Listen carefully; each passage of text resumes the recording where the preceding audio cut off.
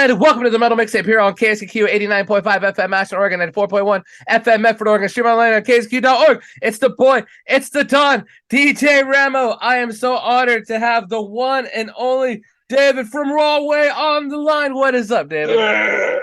What's happening, man? Good, man. So it's Cardenas. Is that how you pronounce your last name? Correct. Sweet. David Cardenas from RAHWAY. Dude. Super excited, man.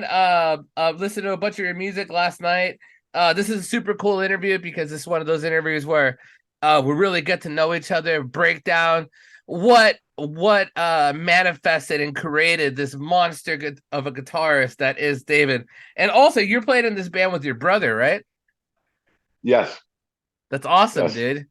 I definitely want to get in a little bit of that, dude. But we're going to be talking about your new album, Sounds of Spanktown, which literally sounds exactly like every one of these songs. I was even messaging like one of my best friends, and I'm like, dude, like this is totally like rock and roll, dude. Just there's a lot of songs like Cage the Animal has like a lot of attitude in it. I really like this album. Ending it off with a ballad with Ought to Know. Super sick, dude. But David, one of the things I definitely want to find out and know, just because I know that you do this project with your brother. So how did you and your brother get inspired at a young age to even be musicians? Were your parents musicians? Did somebody hand you guys a Metallica record? Like what even started this whole thing, first of all, of like you playing guitar and being in the metal, but also having your brother do it alongside with you? Well, I started early, and my dad turned me on to Johnny Cash. Okay. He listened to all types of music, all types, everywhere. He was all over the place. So he was a music lover. And then I started playing guitar. And then I was in a bunch of bands, as a young teen. And my parents used to take me to studios and the places to play because I was too young. And they used to drag him along because he was younger. So there was always a drum kit laying around. He just started beating the heck out of it, and eventually he just got better. Eventually he just got better. No, that's it. He started playing. Oh, well, no, that's pretty awesome, dude. But what was the very first band you were ever in with your brother, and when did you know that like you guys were going to be doing this for like the rest of your lives? We were in a band years ago. The first band I think we were in together was called Dead Pistol. Just total, very young adolescent, want to be a rock star, young kids just figuring it out. And that was the first band, and we just wrecked ourselves and wrecked New York City and just made our way, just like every young kid. Oh yeah. So I mean, it has to be is there ever any challenges working with your brother? Because I know that like when you work with family, like you sometimes allow yourself to be harder on each other or critique each other or give each other pointers. Like, do you guys have like a solid relation? Because the thing is, it's like the drummer and guitarist, like that's like a solid pack right there. Like I feel like the drummer is like, for me, it's like one of the most important roles in the band, period. Because like the drummer dictates how heavy the riff a lot of times is going to be.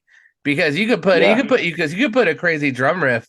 I mean, you could put a crazy drum fill behind like an AC/DC riff, and it'll sound completely different than what's written for it. Same with like if somebody went into and did like the Black Album and they put like a death metal drummer in, the whole album would sound different. Do you and your brother have like really good chemistry, and how well do you guys work with each other? We work well together. That's probably the best thing we do together. The chemistry is definitely 100% there. But just like any other brothers, it's no different than the Robinson brothers, no different than the Abbott brothers. There's always arguments and fights, and it gets a little too personal. And the other guys in the band kind of just stand around there and go, what the hell are they going to start swinging? When you guys were younger, did you guys ever have to like call like one of your parents and be like, hey, David's not playing the riff exactly like how I want him to play, or your brother No, Steve. He's no, like but Steve's not playing the drum part right. I'm just kidding. no, but that would be awesome if that happened. That would be hysterical. That's that's awesome, man. So, how long have you guys been doing this project, RAHWAY, for all the listeners out there For that have just gone to your project? better part of 9 years, maybe give or take a year. They all kind of What bleed in together, but So my first listen and like vision of this band is like you guys like are a very fun band, really awesome rock and riffs.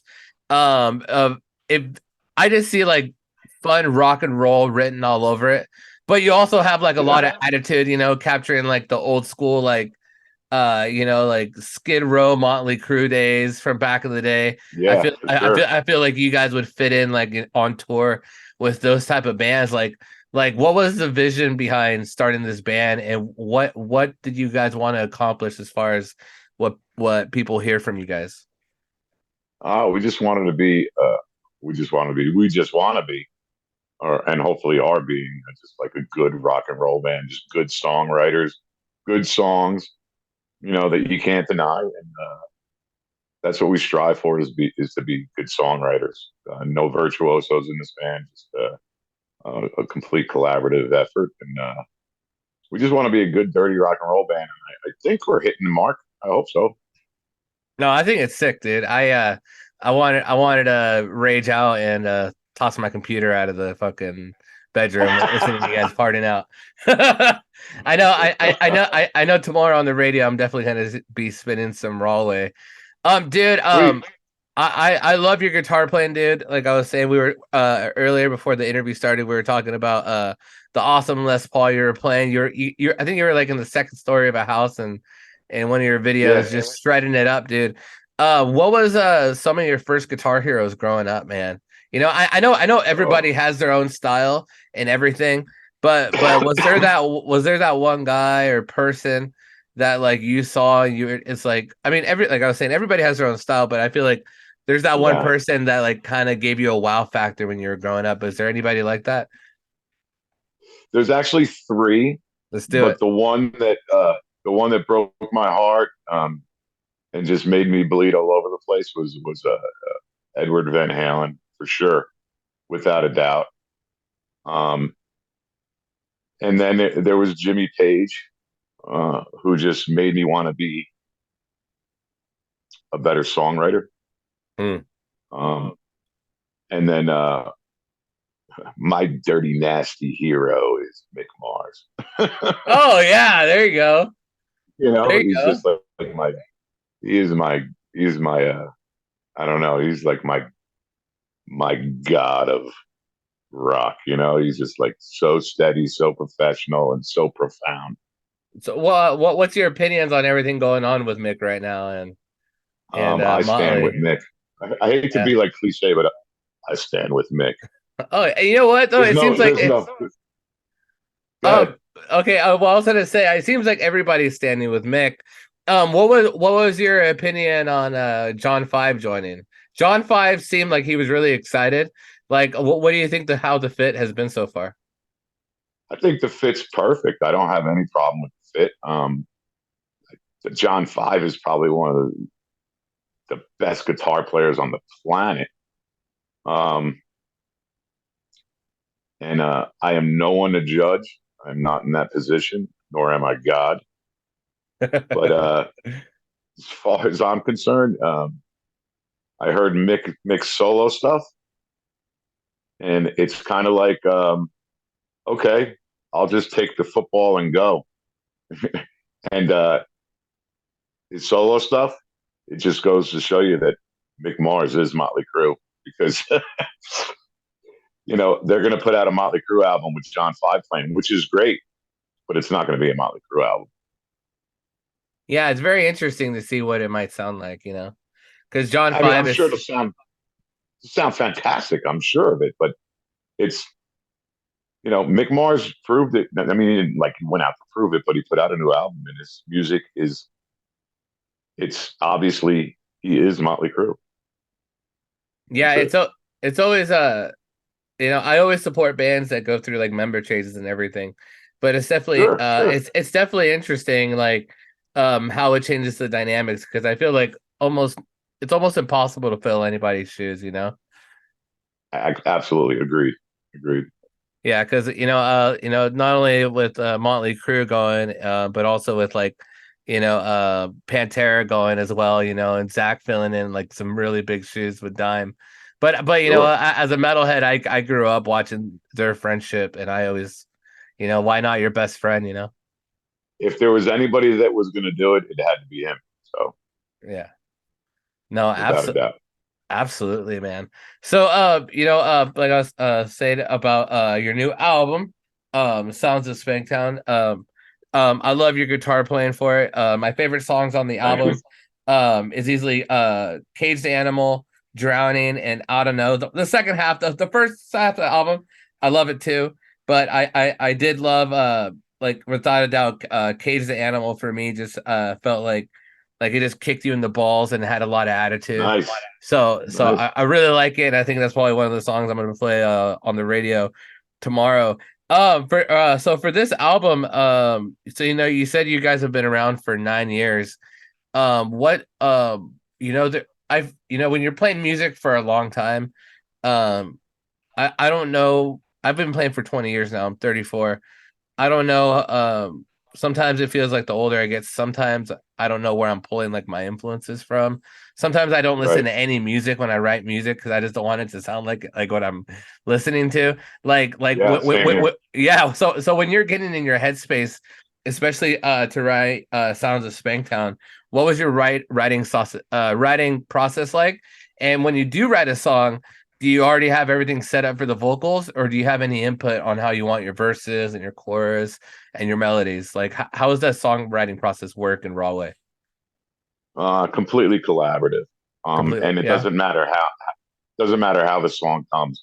It doesn't matter if somebody brought an entire song to the table, or just a riff and an idea, or just a melody, or just a string of bass lines. At the end of the day, no matter what, um, it's always a complete collaboration. And heartbreaking for the guy who brought the whole song in because it's going to get chewed up. But it's going to get chewed up and raw fied. But that's what happens. It's always, we're four guys, a dysfunctional family, um, and but we do everything together. You know what I mean? And we may even hate each other at times, but if you fucked with one of us, we'd all kick your ass. Fuck yeah. Well, you know what? I feel like a lot of those relationships derive from just overly caring for one another. You know what I mean? Yeah, yeah. Because the thing is, like, I was in a I'm in a band now with my guitar player still for like 8 or 9 years, and we actually had a falling out for like 6 months. But but now we're back together. But we both realized that like we just got at each other's throats just because we cared too much about what we both thought about each other. Sure. But at the same time, we realized that we couldn't write without each other. You know what I mean? Yeah. Sometimes you think that like, oh, I can do it on my own. Well, no, screw you. I can do it on my own, but you care so. And the thing is, it's like I feel like that happens a lot when the chemistry is so good. It's so good Yes. that you butt heads. Do you describe that sometimes It's, maybe it, with your band members? man. Yeah. But we talk about it, and Yep. we let the passions calm down before we continue. But the fact is that you know I'm I'm married to three guys, and I'm a heterosexual. you know, so it's like it's not easy, but it's a family, and you have to take the good with the bad, and accept people for who they are, good, bad, or indifferent. So it's just the way it works. No, absolutely, man. Um, what was your favorite song to listen? I know a lot of people say, I wish everybody could listen to the whole record. I love all the songs, but was there a specific song that you were really looking forward to record and really hoping that it was the song that you feel wanted to make an impact. Because I know, because believe me, I always hear that all listen to the whole album, love everything, but there's had to Yeah, been one specific song that really meant a lot to you on this. I thought that the song "Rocket Ship" would have a bigger impact. Um, That was super catchy ass song, by the way, yeah, I right just out thought the it was, bat. but it ended up being "Drowning." Yep. Um, that seemed to have it had more traction. And still, without a doubt, just okay. So it's my second favorite song, but it, it's harder. It's harder to play, but it's that's fine. I don't. I mean, I wrote the guitar part, so I shouldn't complain, right? Do you ever write and like before you get into the recording studio and go like, all right, I'm gonna have to nail this shit? Do you ever have that mentality like or do you keep it like at your level? Or do you ever like push yourself? No, no, I push myself, and my producer Mike Orlando, he pushes me, um, because writing and rehearsing, kind of stick to the rudiments to get through the song. And then when you get into the studio, like the whole time you're like, I don't know how long you spend on it, maybe 6 months, maybe 4 months, maybe a year, practicing this song with your guys, getting it solid rhythmically. There's all the parts that you want to put in your head and all the things you hear. And once you get into the studio and you lay them down and it starts to blossom into what's in your head. And then kind of got to relearn the song, which is what I had to do. And I said, man, I'm a little more difficult than I thought. I gotta relearn what I played, and I played it. So, but yeah, yeah, That's badass, man. No, Sounds of Spanktown, super killer record. I definitely recommend everybody listening to it. We're definitely gonna be spinning it for the next couple months. So you guys are thank out you. of yeah, of course. So you guys are based out of New York? New York, New Jersey. Nobody's in New York anymore. Everybody's in New Jersey. New Jersey. How's the metal scene over there, man? Because I'm from the West Coast, California, Washington, Oregon. Saturated, It's saturated. saturated. Yeah, You think what? You just think there's so many rock bands? I could throw a rock and hit anybody. I can hit a musician in any direction by throwing a rock. Oh man. But it's good. It's good to know I'm in good company. So Is how's the community over there? Like, is it pretty humble? Is there like some gatekeepers, elitism going on? Do people keep to themselves or because like I work here in the community and not only do I do radio, but I've been playing music for 20 years and I throw my own right. I run two heavy metal festivals as well here in Oh, Oregon. sweet. Yeah, so like I'm always booking and contacting bands like how's the camaraderie over there and like the community of your scene. Well, first of all, throw us on one of your festivals. We'll come play. Dude, hey, Second of if all, you guys tour the West Coast, let me know. put us on the festival. We'll show up. All right. Um, I'm New not that Jersey big. is just like I'm working New on it. Jersey is just like it's just like everybody thinks. Everybody's get out of my way, you jerk! What the heck? Everybody's like the movies. nobody's saying I'm nobody's walking saying good over morning. here.